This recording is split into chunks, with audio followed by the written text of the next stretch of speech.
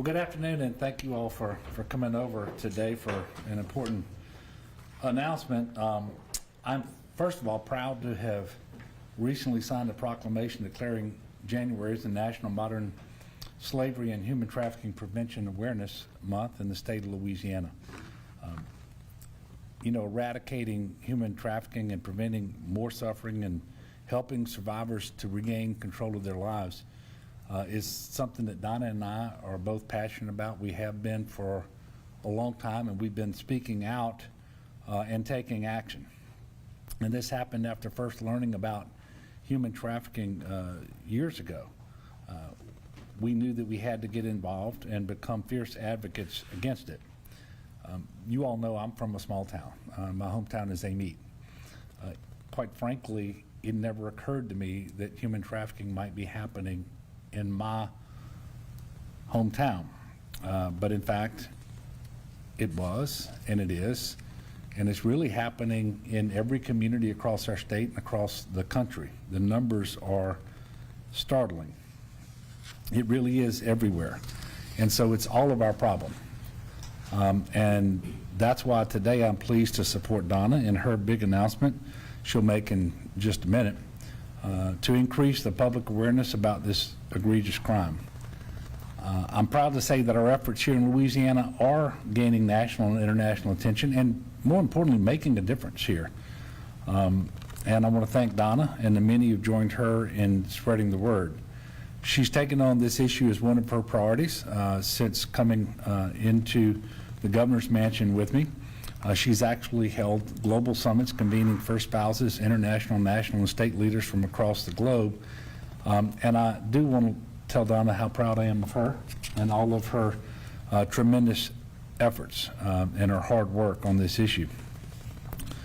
Not long ago, I announced the opening of the new Governor's Office of Human Trafficking Prevention. I appointed Dr. Dana Hunter to lead the office. Dr. Hunter has demonstrated a strong commitment and expertise in programs and practices to help vulnerable children during her role as Children's Cabinet Director. And she's done a phenomenal job already as the director of this new office. Under her leadership, Louisiana has secured nearly $2.7 million from the federal government to better address this issue. In fact, last month I announced that Louisiana and Colorado were the only two states in the country to receive $1.5 million grant from the U.S. Department of Justice to improve outcomes for child and youth victims of human trafficking.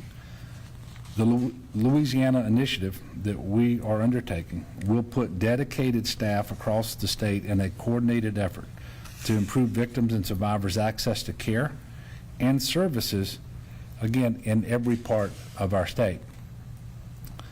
I do want to acknowledge the staff that I have at the governor's office and really all of our state agencies, all of the cabinet officials, our NGO partners for their hard work in implementing these important efforts.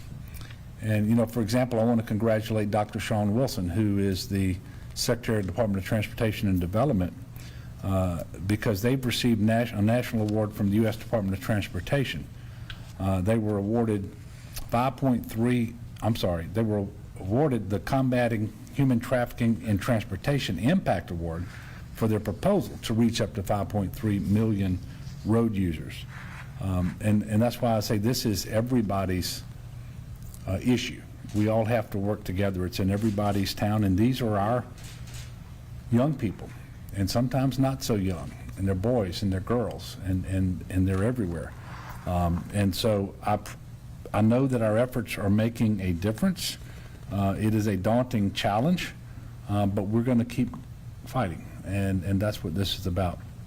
I do encourage everyone to be aware of this crime, to learn the signs, to tell someone if you're a victim, or if you suspect that someone else is a victim. So join us in the fight. Be a voice for the voiceless. So I want to thank you again and ask Donna to come up and share some information with you at this point.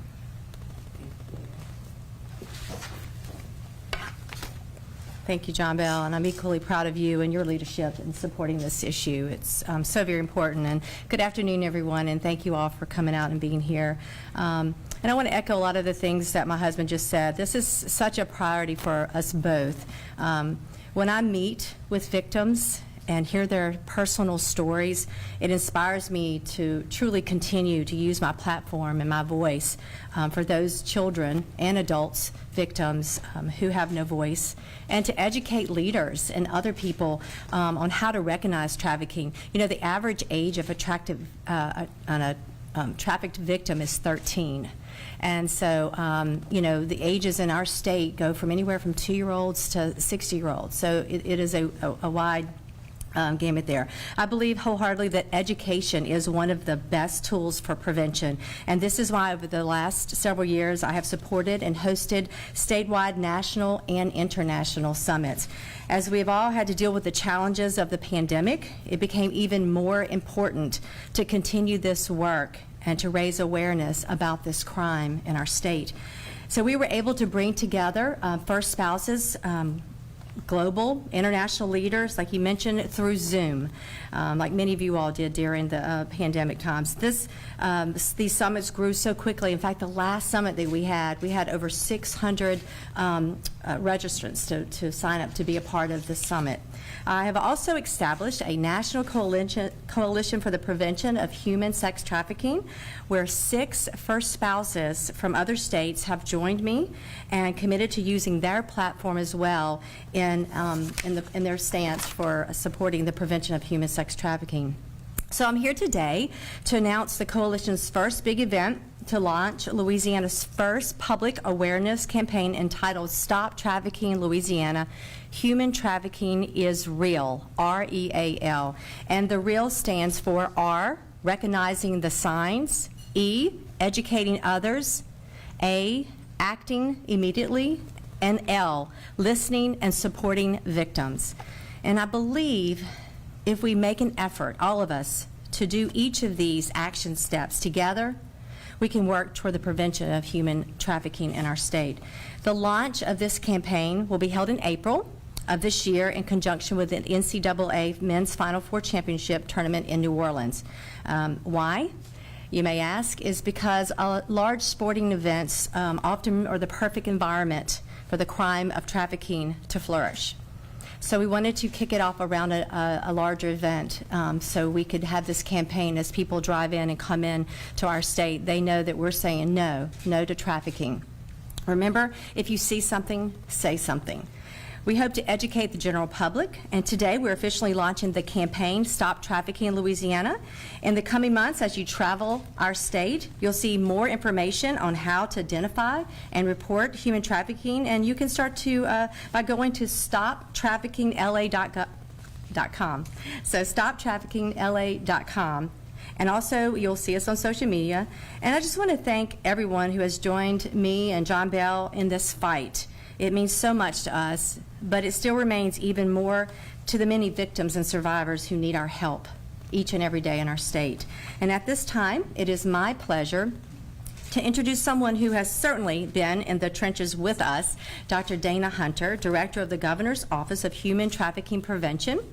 She is a true advocate and dedicated to making a difference. Dr. Hunter has some very exciting news for our next steps statewide, and I just want to thank everybody for coming out and the work that we're going to do together and really sharing the information with the public. So thank you. Dr. Hunter? Thank you, First Lady Edwards and Governor Edwards. It's just such an exciting time for our state, and we're so thankful for the launch of this new campaign, Stop Trafficking Louisiana, Human Trafficking is Real. It is truly an honor to serve alongside leaders who don't just talk the talk, but truly walk the walk. Leaders who are truly committed to this work. And Governor and First Lady Edwards have been chief leaders in our state, ending to end the fight against human trafficking, and we're so grateful to have them at the helm. I am so deeply honored that they would entrust me with the task of leading this statewide effort to address this crime. I know that God is with me. It takes the Lord to be with us in this fight. And I stand daily with leaders and survivors across this state to implement the best programs and the most promising practices to prevent and combat human trafficking and to promote justice and healing for victims and survivors. This is the mission of the Office of Human Trafficking Prevention, and every effort will be developed and implemented with input from survivors. We believe in and operate through a survivor voice and survivor-informed framework. Nothing about them without them. The state of Louisiana and the Office of Human Trafficking Prevention has convened a council of survivor leaders, which we're so proud of, who educate us on best practices and provide detailed information to inform our trainings. And speaking of survivors, the Office of Human Trafficking Prevention is pleased to announce today that we are now launching the state's first ever web-based Human Trafficking Prevention Resource Center, an online resource center for everyday citizens, stakeholders, service providers, victims, and survivors to learn basic information about human trafficking, what to look for, how to report, and how and where to find resources in the state of Louisiana. This site has an interactive map that provides region-specific resources and services for victims. And we're so pleased that victims, we had several focus groups and meetings with survivors and victims to help educate us on what this website should look like and what was needed for this resource center. The theme and logo for this site, provided to us by a survivor, is the koi fish, a Japanese symbol used in Japanese art and culture, which stands for courage, resilience, and perseverance, facing trials boldly. We encourage young people, students, citizens, service providers, victims to visit this site to learn more about human trafficking and the symbolism of our koi fish. To visit the site, go to www.humantrafficking.la.gov. Thank you all, and may God bless each of you, and may God bless the state of Louisiana.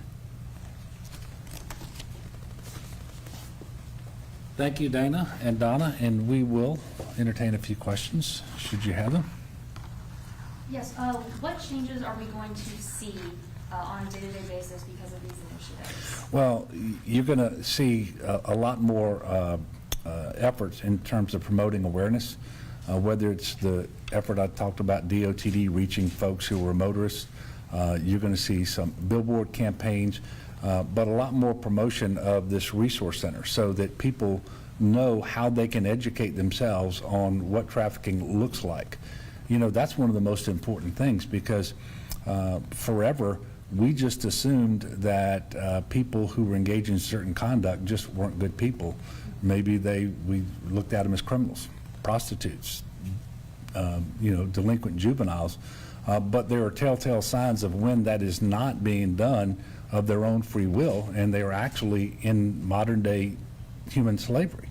And so just promoting all of that, making sure that these resources are available, people know how to access them, and so forth, in addition to the education, I think is going to be critically important. But you're going to see us continue to lead, and not just here, but across the country, because it isn't like this is a problem that we can solve on our own. There's an awful lot we can do, but we know studies have shown that two of the corridors that facilitate human trafficking in the country to a very large degree are the I-20 and I-10 corridors across Louisiana. We know that large events, especially sporting events, tend to be magnets. And so you have these criminal actors who are actually bringing in human trafficking victims, boys, girls, old, young, you name it, mostly sex trafficking, in order to service their clientele. So all of these efforts are going to continue. They're going to be extremely important. And I will tell you, we are recognized around the country as having not just the laws that are the strongest with respect to sex trafficking, but the broadest in terms of their approach and the effort that we make across a whole of government. So, for example, this isn't just the state police and the the fire marshal's office, it's DCFS, it's LDH, it's DOTD, it's obviously headquartered in the governor's office under Dana Hunter. But there's just so much more that we have to do. And one of the things that we're excited about is this network of survivors that we have in place to inform us as we move forward so that we can continually get better and find out from them what a best practice looks like because they know how these bad actors operate. They know what we need to be looking for and how to educate people. And I think one of the most important things that we've done, and I had an opportunity to meet with a number of survivors here at the Governor's Mansion last week, but one of the most important efforts that we've undertaken thus far is to establish that network formally so that they can tell us what it is that we need to do better. And I think it's going to make all the difference in the world. Yes, ma'am. So this is a statewide issue, but do you know where in, maybe what region in the state is the worst? No, I don't. Look, this is a problem that has probably always existed. It's not one that we've always recognized or talked about. But we know it's all over the world. It's all over the country, and it's here in Louisiana. It's in small rural communities. It's in our urban areas. And quite frankly, sometimes the crime is happening here in Louisiana, and the victims are not even from our state. I was just mentioned sometimes they're brought in order to be available for people who may be attending events and so forth. And so, you know, I'm not going to hazard a guess as to where it's worse. I can only tell you with absolute certainty it's sufficiently serious everywhere that we all need to be engaged in this effort. Yes. What were your thoughts when you learned that Sean Payton was leaving the Saints? Well, first of all, that happened just a few minutes ago in terms of me learning it. But I think there have been some signals here over the last few days that this might happen. I can only tell you that I'm as old as the Saints are. They were born about the same time I was. And he's obviously our winningest coach. He's the longest, he's had the longest tenure as head coach, won the most games, and won a Super Bowl. And the divisional championships that he won. I mean, obviously just made a tremendous contribution, not just to the Saints as a franchise, but to New Orleans and to the state of Louisiana. I think the relationship that he had with Drew Brees for most of that time will be one that goes down in the history books of the NFL. So I just wish him nothing but the best. Because not only is the Saints and I about the same age, but me and Coach Payton are about the same age too. So I know he's a young man. He's 58. He's 3 years older than I am. But I'm sure that he's got a bright future ahead of him. I wish him nothing but the best. And being the eternal optimist and a big Saints fan, I'm already looking forward to who the new coach is going to be. And I don't have any idea, obviously. But I have a lot of confidence in the franchise that they'll pick a new coach and that we'll win again.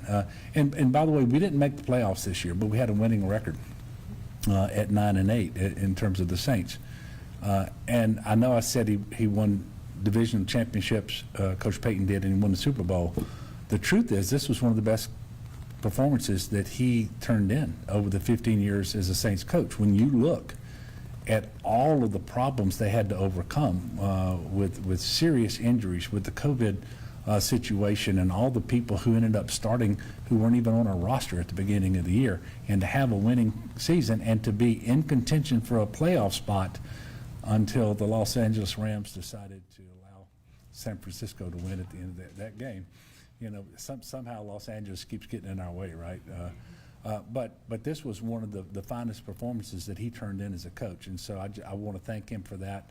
I wish him nothing but luck going forward, and I'm already excited about next year. Governor, you brought up DCFS, and at the most recent legislative hearing on this topic, victims advocates, some of whom are working with your office, brought out some of the gaps in DCFS as far as being able to recognize and rescue victims from that setting. What can you speak to the efforts about what's being done to close these gaps? Well, first of all, these efforts are involving DCFS as well. And I can tell you that Secretary Walters is bringing in nationally renowned child advocacy groups in order to look at what our policies and procedures and practices are across DCFS to tell us what we're doing right, what we're doing wrong, where we can have improvement. Because while, you know, this is a rapidly evolving situation, not in the sense that it's new, we've had it for a long time, but the emphasis is new, and looking at these individuals as victims instead of criminals and trying to figure out how to help them as opposed to try to incarcerate them. And it takes a change in mindset for everyone. And I can tell you, nobody's more important to this fight than the Department of Children and Family Services. And Marquita fully understands that, and she and I had a conversation along these lines just yesterday. I'm going to add to that question. So 60% nationwide, 60% of children who are in foster care have some type of connection with human sex trafficking. So it's an issue that we need to address. And lastly, I want people to understand too, as far as trafficking, we need to be aware that children on social media, children on different platforms of social media, I won't call which ones out, but there's grooming processes that a lot of these predators take, and it doesn't happen overnight. It happens over a year.